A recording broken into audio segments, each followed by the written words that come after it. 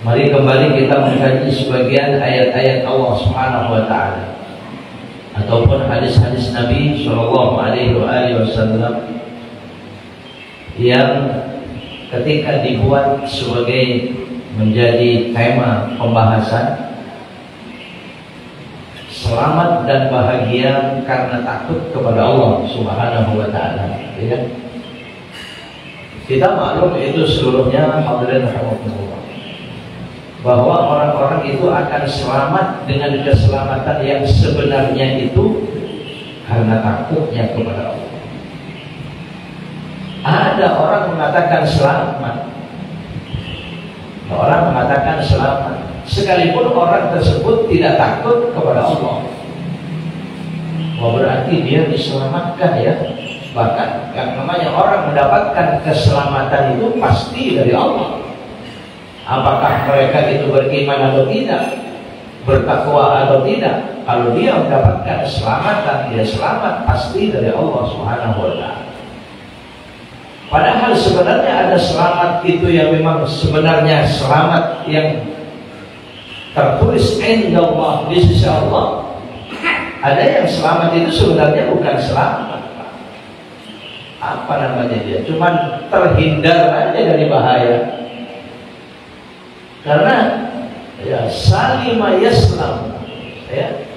Salima yaslam itu selamat itu yang sebenarnya adalah anugerah dari Allah Subhanahu wa taala kepada hambanya yang beriman, bahkan saleh, bertakwa kepada Allah. Itu baru selamat. Ya, karena keselamatan itu anugerah. Dan sekarang anugerah yang pantas diberikan atau yang menerima anugerah itu siapa kalau bukan orang beriman? Jadi orang diberikan keselamatan itu ya dengan rahmat Allah, dengan kenikmatan dari Allah. Apakah itu selamat dari bahaya dunianya, apalagi akhiratnya, ya.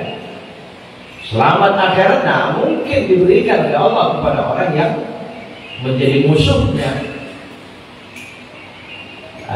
Makanya selamat ya kita ya cuma menjadi ucapan sehari-hari.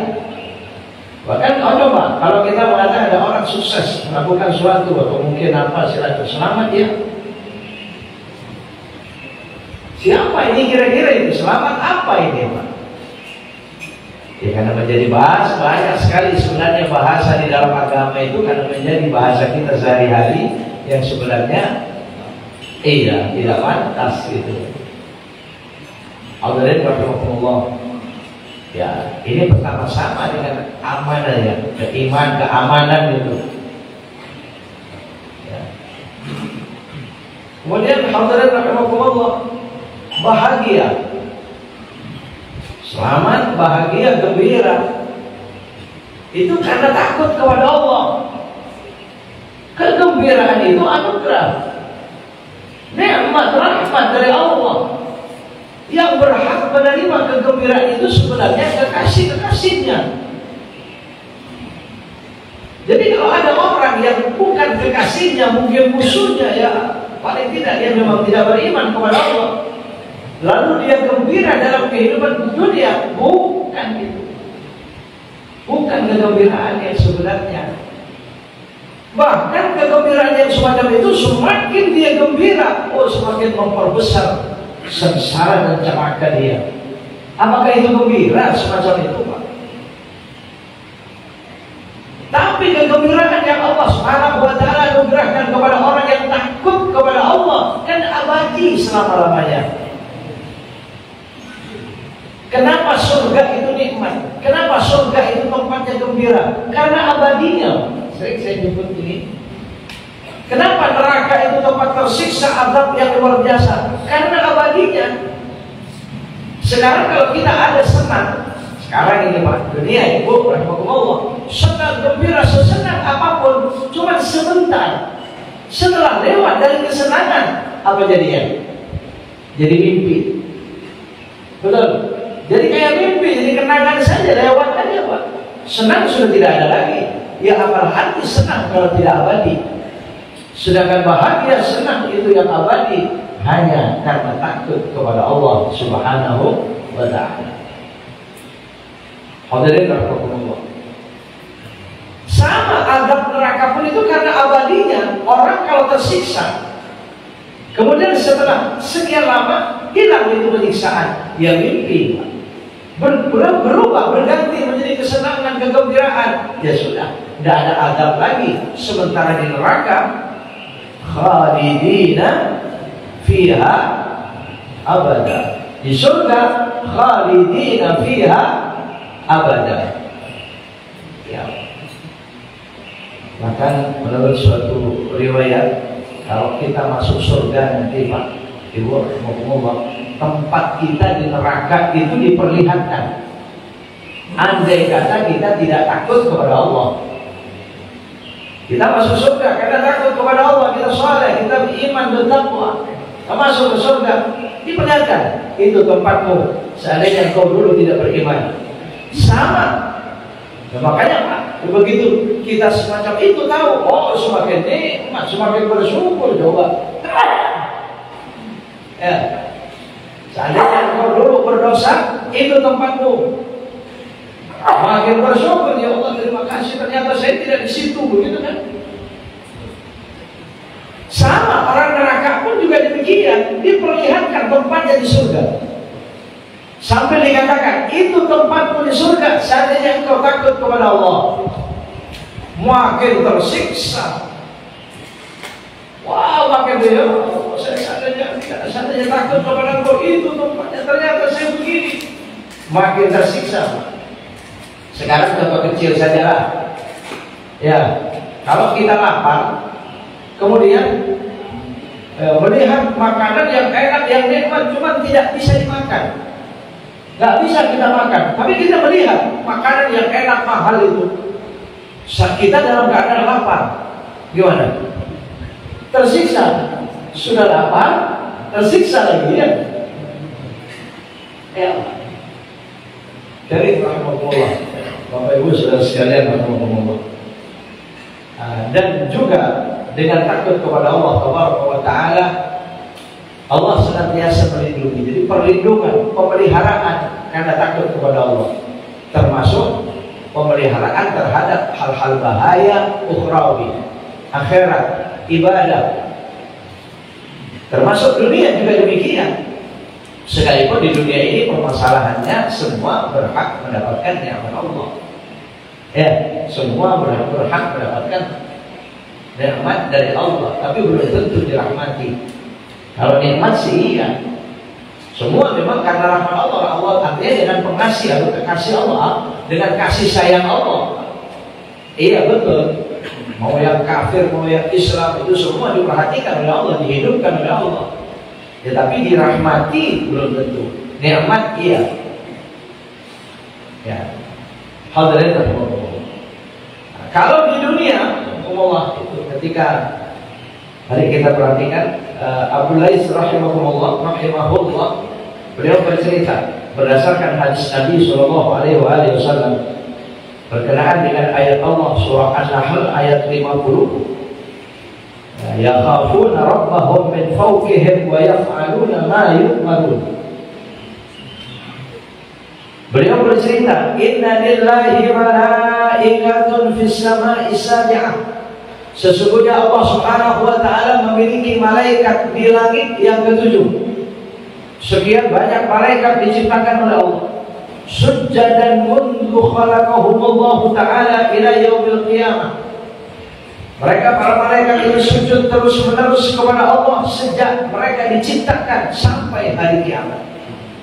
Jadi diciptakan sampai hari kiamat, sujud terus menerus, nggak pernah mengangkat kepalanya para malaikat itu.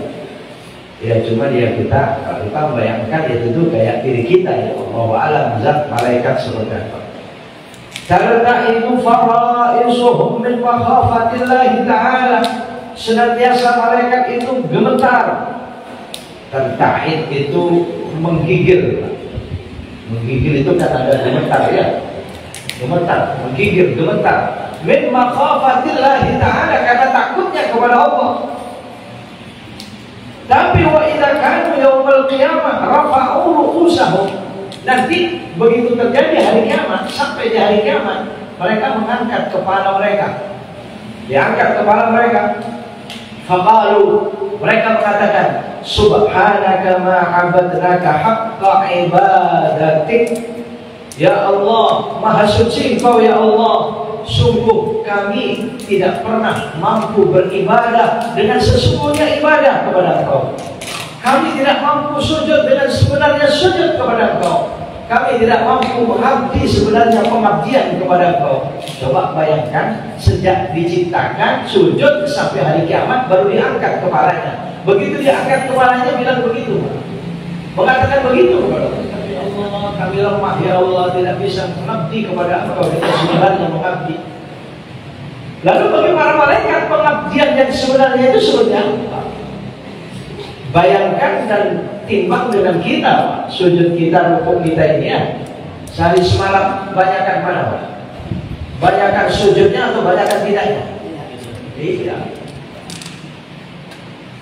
Malah ada kadang-kadang orang ya merasa dia ibadahnya sudah banyak. Ya Allah, ini tidak akan terjadi kepada kita ya. Iya. Inilah ayat Allah Subhanahu wa taala mengatakan yakhafuna rabbahum min fawqihim wa yaf'aluna ma yu'marun. Ujung daripada ayat surah An-Nahl ayat 50. Mereka para malaikat yakhafuna rabbahum, mereka sungguh sangat takut rabbahum kepada Tuhan mereka, min fawqihim dari atas mereka. Ya, maksudnya itu ya, Allah yang maha tinggi. Wa yaf'aluna ma yu'marun, dan mereka para malaikat melakukan semua apa yang diperintahkan kepada mereka, tidak pernah durhaka. Ya'ni la ya'sunallaha ta'ala tarfata 'ainin. Tafsirnya adalah mereka para malaikat tidak pernah durhaka kepada Allah sekejap mata pun, sekedipan mata pun tidak pernah mereka durhaka kepada Allah. Maka Nabi Shallallahu Alaihi Wasallam bersabda berkenaan dengan malaikat yang menggigil tadi itu, gemetarnya para malaikat karena takutnya kepada Allah. Nabi bersabda, "Idza sya'ara jasadul 'abdi min khasyatillahi ta'ala tahatat anhu dunubuh hatta yatahatta anis syajarati wa rabbuha kama yatahatta anis syajarati wa rabbuha."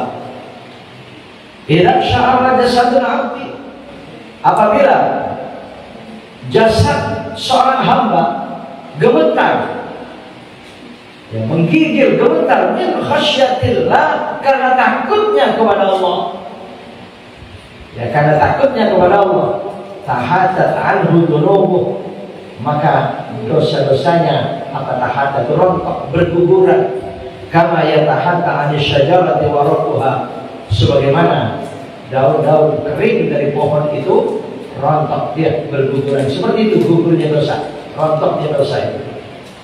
Ya habis semua, namanya daun sudah kering, ditiup angin, makin kering pula, makin kencang juga angin udah.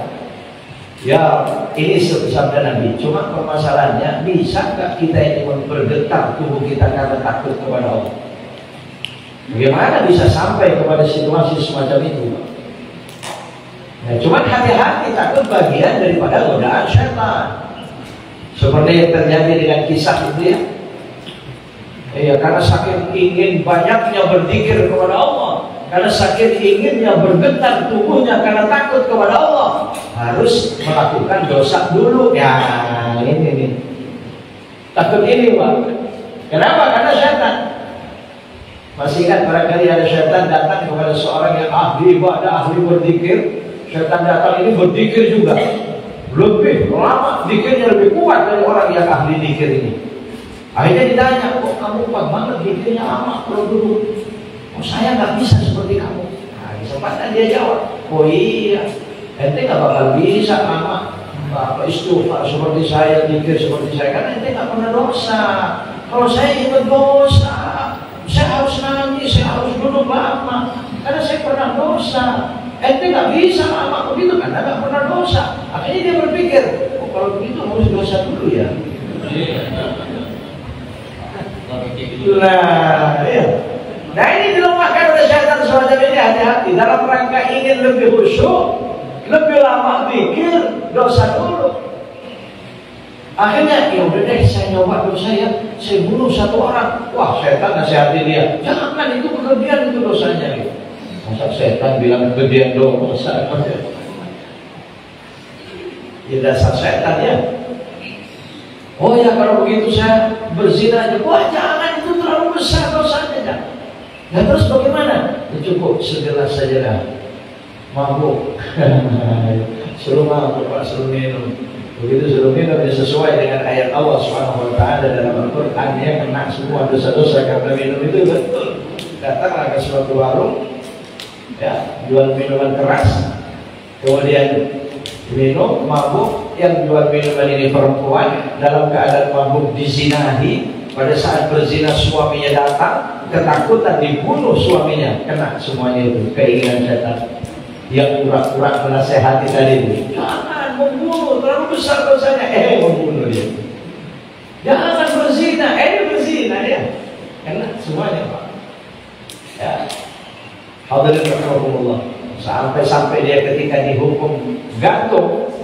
Suatu saat dihukum gantung, pada akhir kehidupannya, namanya tenggorokan sedang sakit digantung, datanglah syaitan itu. Saya bisa lepas tali di lehermu itu dengan syarat akulah yang menyelamatkan engkau. Cukup engkau mengangguk kalau engkau mau, karena dia nggak bisa ngomong. Lehernya sudah terikat, digantung semacam itu. Ngangguk dia. Apa? Sekarang kalau sudah ngangguk, dia merasa ya orang tersebut syaitan itu yang menyelamatkan dia. Apa yang dia lakukan? Syirik. Betul tidak? Syirik sudah. Pada saat syirik semacam itulah, bukan dilepas tali itu oleh syaitan, makin dikencengin supaya dia mati dalam keadaan syirik. Dan betul Pak, coba kalau kita lihat semacam ini Pak, akhir kehidupan kita. Ya, makanya Nabi SAW bersabda, an-nasu ala tabaqatin syatta. Manusia itu atas tingkatan-tingkatan yang bermacam-macam. Faminhum man yuladu mu'minan wa yahya mu'minan wa yamutu mu'minan. Ada yang dilahirkan mukmin, hidup mukmin, meninggal mukmin, beriman kepada Allah. Wa minhum man yuladu kafira wa yahya kafira wa yamutu kafira. Ada yang dilahirkan kafir, hidup kafir, mati kafir. Tapi ada lagi kata Nabi SAW, faminhum man yahya kafira wa man yuladu kafira wa yahya kafira wa yamutu mu'minan. Masih beruntun Pak. Dilahirkan kafir, hidup kafir, matinya beriman kepada Allah. Hidayah berarti. Nah yang paling kita takuti adalah takut terjadi kepada kita. Minhum man yuladu mu'minan wa yahya mu'minan wa yamutu kafira. Lahir iman maksudnya dari kedua orang tua yang beriman. Hidupnya dalam keadaan iman, bahkan ibadah, bahkan saleh, bahkan ahli zikir, ahli sujud, tapi akhir kehidupannya kafira, musyrika. Ini hadirin hadirat rahimakumullah, ala tabaqatin syatta.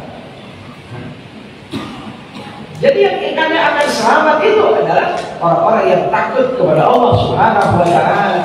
Ini tinggal kita sekarang bisa tidak kita gemetar tubuh kita ini karena takutnya kepada Allah Subhanahu wa Ta'ala. Barangkali dalam sujud kita, malam-malam tahajud kita, barangkali kita muhasabah dengan kebaikan Allah selama ini. Mungkin juga teringat kesalahan-kesalahan. Kalau kita teringat kesalahan dan kekurangan, siapa di antara kita yang tidak pernah berdosa, Pak? Ibu rahimahullah, betul tidak? Pasti banyak kekurangan. Nggak mungkin imbang dengan nikmat Allah Subhanahu wa Ta'ala yang sangat besar itu. Ibadah-ibadah kita nggak mungkin imbang dengan kebaikan Allah kepada kita. Maka kita gemetar ketika mengatakan Subhana Rabbiyal A'la wa bihamdi.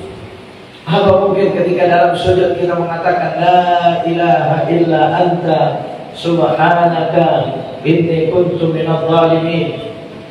Atau mungkin dalam duduk kita sambil mengangkat kedua tangan kita, ya, kita merasa dekat dengan Allah Subhanahu wa Ta'ala. Rabbana zalamna anfusana wa illa taghfir lana wa tarhamna lanakunanna minal khasirin. Seolah-olah pada saat mengucapkan lanakunanna minal khasirin, kobaran api neraka berada di hadapan kita. Sebentar lagi kita akan dilempar ke tengah-tengah kobaran api itu, yang gemuruh suara daripada kobaran api itu terdengar 500 tahun perjalanan dunia. Ada di hadapan kita. Lanakunanna minal khasirin. Gemetar tubuh kita, bukan cuma hati kita saja. Kalau itu bisa dilakukan, kata Nabi, yatahatat anhu dhunubuh, rontok, berguguran dosanya, yakni diampuni oleh Allah Subhanahu wa ta'ala. Hadirin rahimakumullah. Dalam kitab Ihya Ulumuddin, Al-Imam Abi Hamid Muhammad Al-Ghazali bercerita manfaat orang yang takut kepada Allah diselamatkan oleh Allah, padahal sudah betul-betul berhadapan dengan bahaya yang sangat besar. Hukiya anna rajulan ta'allaqa qalbuhu bi imra'atin. Diceritakan ada seorang laki-laki hatinya terikat dengan seorang wanita, jatuh cinta, suka dia. Fa kharajat tilka mar'ah ila hajatin laha. Suatu saat ternyata wanita ini keluar dari tempat tinggalnya dengan kebutuhan dia, keperluan dia pergi. Terlihatlah oleh laki-laki itu pada hamba rajulun ma'ah, diikuti, berjalan dengan wanita itu, berbicara, ngobrol dan seterusnya, karena laki-laki ini suka dengan wanita itu. Singkat cerita, falamma dakhala biha fil badiyah. Setelah sampai di suatu tempat yang sepi, dikatakan di sini al-badiyah, itu suatu lembah yang sepi. Wa naman nas, ternyata itu dalam waktu malam. Orang-orang ya banyak sekitarnya itu, orang-orang ya mereka sudah pada tidur. Absyar rajulu sirrahu ilaiha. Akhirnya mulai laki-laki ini ingin melakukan hasratnya kepada wanita ini, ingin menzinahi. Faqalat lahul mar'ah. Akhirnya ketika dia mengajak berzina dengan wanita itu, rupanya wanita ini seorang wanita yang takut kepada Allah. Akhirnya wanita ini mengatakan, undur awalan anaman nasu bi ajma'ihim atau haulana. Coba lihat orang-orang di sekitar kita, apakah mereka sudah tidur semua? Ini wanitanya kayak dia mau mengiyakan permintaan laki-laki ini, mau menuruti. Ya, coba perhatikan dulu, silakan lihat orang-orang apa sudah tidur semua. Fa farihar rajulu bi qawliha, senang sekali laki-laki ini dengan ucapan perempuan ini. Rupanya dia akan menuruti kemauan saya. Wa dhanna annaha qad ajabathu. Dikira itu wanitanya akan memenuhi. Faqama wa qafa haula al-qafirah. Buru-buru laki-laki ini melihat sekitarnya sendiri, dia keliling dia. Karena sudah cukup larut malam. Ya memang betul, orang-orang sudah tidur. Fa'idan nasuniyam farja'a ilaiha. Dilihat manusia orang-orang pada tidur, dia kembali kepada wanita itu. Dia mengatakan, qala na'am hum, dia betul, mereka sudah tidur semuanya. Faqala, maka wanita ini mengatakan, ini hadirin rahimakumullah, seorang wanita yang takut kepada Allah. Ma taqulu fillahi ta'ala ana na'imun fi hadhihi sa'ah. Coba engkau perhatikan, coba kita berpikir, apa yang engkau katakan tentang Allah Subhanahu wa ta'ala, yang kita mengatakan pada saat ini saya tidur. Manusia tidur. Apakah Allah itu tidur? Kata wanita itu, apa yang kau katakan tentang Allah? Jika terus Allah mengatakan ana na'imun, saya tidur, apakah Allah bisa mengatakan saya tidur? Langsung lelaki ini rupanya orang yang mengerti juga. Ya, faqala rajul, innallaha la yanam wa la ta'khudhuhu sinatun wa la nawm. Ya, la ta'khudhuhu sinatun wa la nawm. Iya betul, Allah itu memang tidak pernah tidur. Dia tidak akan pernah terjadi kepadanya ngantuk dan tidur. La ta'khudhuhu sinatun wa la nawm. Faqalatil mar'ah, maka berkatalah wanita itu, innal ladzi lam yanam wa la yanamu yarana. Kalau begitu, siapa saja dan yang memang tidak pernah tidur dan tidak akan pernah tidur, berarti selalu akan melihat kita. Jadi berarti kita tidak hanya berdua, ada yang melihat kita. Wa in kana nasu la yarawna, sekalipun orang-orang manusia tidak melihat kita. Fadzalika aula an yakhafa minhum. Kalau begitu kita lebih pantas takut kepada dia, kita lebih pantas malu kepada dia. Kenapa orang-orang yang diperhatikan? Bukan Allah yang tidak pernah tidur, itu yang diperhatikan. Itu wanita itu mengatakan demikian, memberitahu kepada laki-laki ini.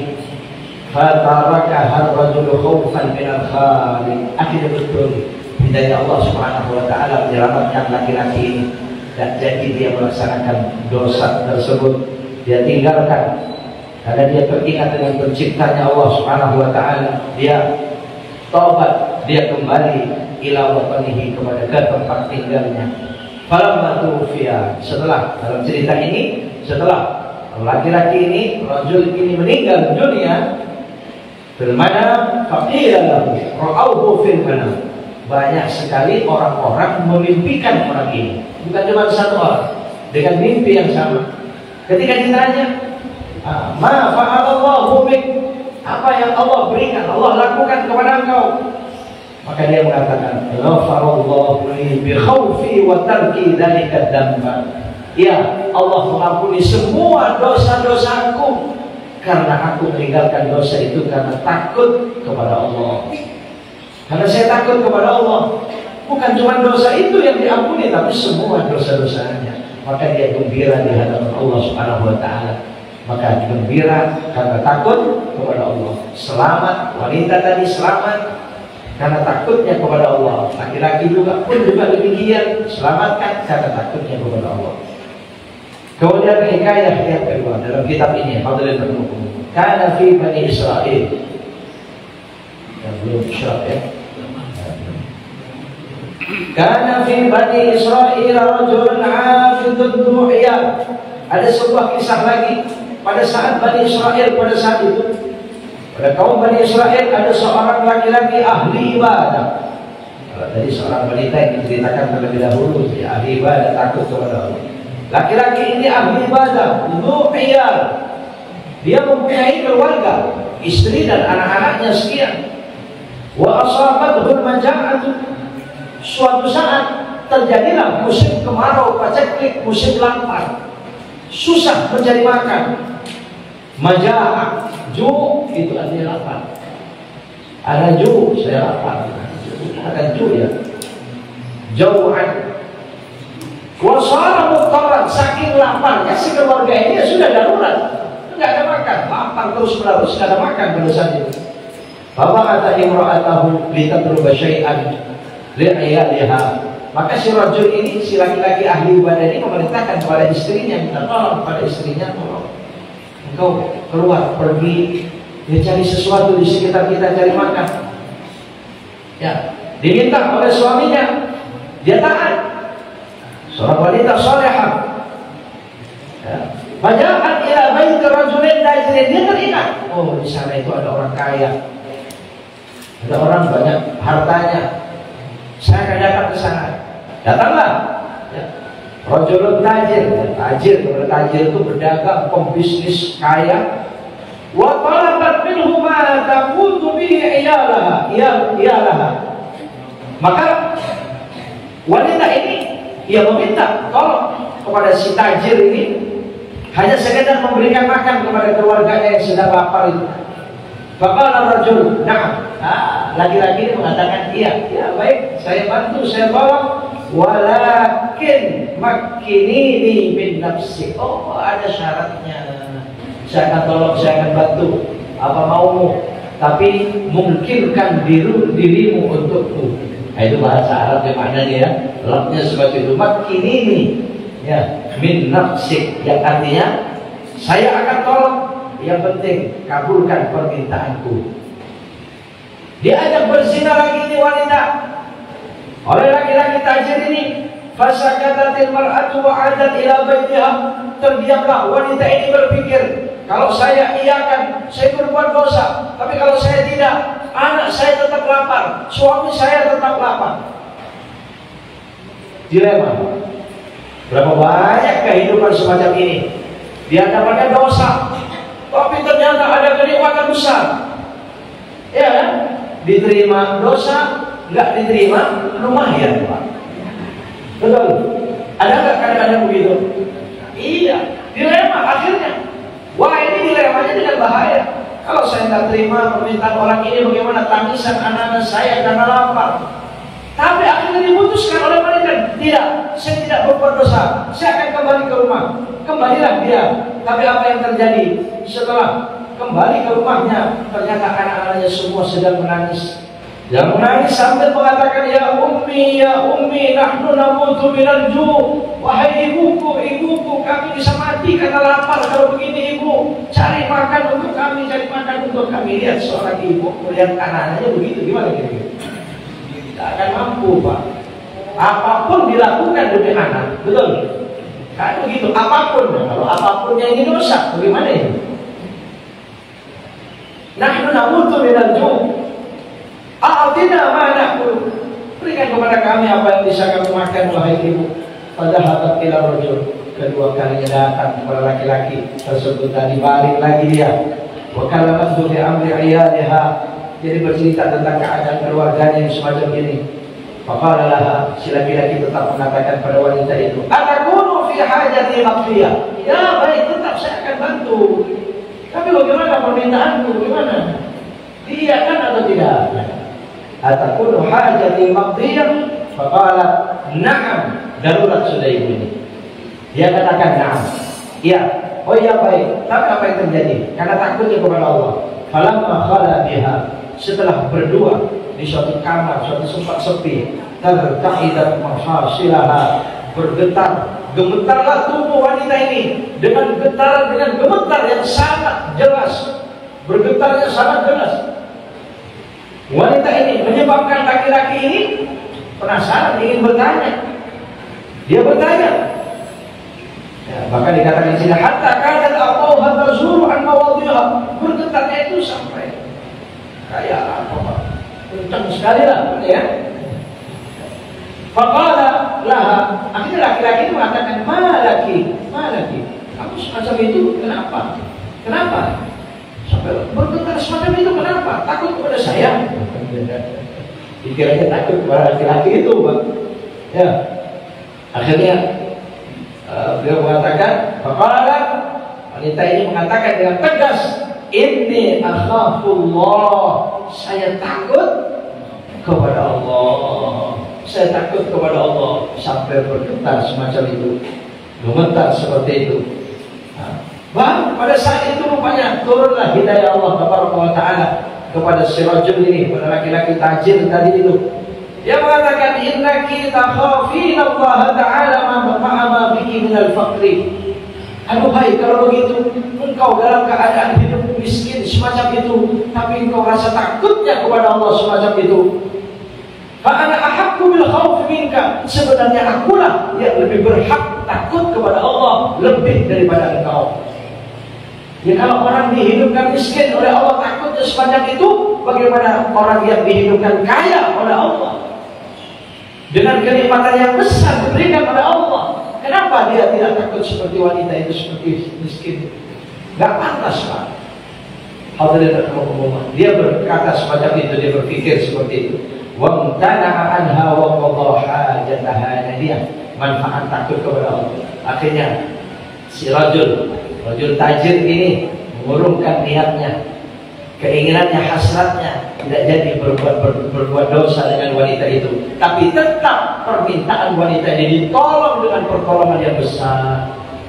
Tertolong akhirnya wanita ini, keluarganya tertolong, ya. Makanya di sini hadirin rahimakumullah, ya, maudhu daripada ta'lim ini, ya, selamat bahagia karena takut kepada Allah dunia dan akhirat. Insyaallah kita semua sudah sekian tertanam rasa takut kita kepada Allah Subhanahu wa taala. Kalau saudara sekalian, insyaallah tinggal beri tugas kita semua hamba-hamba Allah taat kepada Allah. Amin. Kita semua hamba-hamba Allah yang takut kepada Allah. Tinggal tugas kita meningkatkan di hari-hari mendatang. Insya Allah kalau kita senantiasa berada di majelis-majelis ilmu semacam ini, dimanapun, insya Allah Allah akan tumbuh kembangkan rasa takut itu. Allah akan suburkan rasa takut itu. Allah akan kuatkan rasa takut itu kepada Allah Subhanahu wa taala yang pasti akan menyelamatkan kita, bahkan membahagiakan kita semua. Amin. Allahumma amin. Lanjutannya habis ini. Oh, Masya Allah, ini masih ada lanjutannya kisah tadi. Bisa teruskan sedikit ya? Saya mau menutupnya sebenarnya. Saya lanjutkan. Ini tentang Nabi Allah Musa. Pada saat itu si rajul tajir dengan wanita itu terjadi pada masa Nabi Allah Musa alaihissalam. Ternyata Allah mewahyukan kepada Nabi Musa an-qul li fulan ibn fulan, agar Nabi Musa mencari fulan ini ada di mana, kemudian agar mengatakan pesan oleh Allah, anni qad ghafartu dzunuba. Wahai Musa, kau datangi orang ini, fulan bin fulan, datangi. Mana? Kau katakan kepadanya, aku telah mengampuni semua dosa-dosanya. Nabi Musa mendengar Allah mengatakan suara itu, dia kagum, ini orang apa ini? Sampai Allah ini secara istimewa sekali ya Allah, khusus untuk orang tersebut memerintahkan kepada saya supaya datang, supaya mengatakan ini. Cari oleh Nabi Musa sampai ketemu orang tersebut. Maka Nabi Musa mengatakan, la'allaka qad fa'alta khairan bainaka wa bainallah. Kau pasti pernah melakukan kebaikan antara engkau dengan Allah Subhanahu wa taala. Kenapa sampai Allah secara khusus menjadikan engkau istimewa di hadapan Allah? Supaya aku mengatakan kepada engkau, Allah telah mengampuni dosa-dosa engkau. Inna Allah ta'ala qad ghafartu laka ma kana min dzunubik. Ya, maka akhirnya ya, orang tersebut bercerita tentang peristiwa tersebut kepada Nabi Allah Musa alaihi salam. Sampailah cerita ini kepada Nabi kita Muhammad sallallahu alaihi wasallam. Pagi ini sampailah kepada kita semuanya.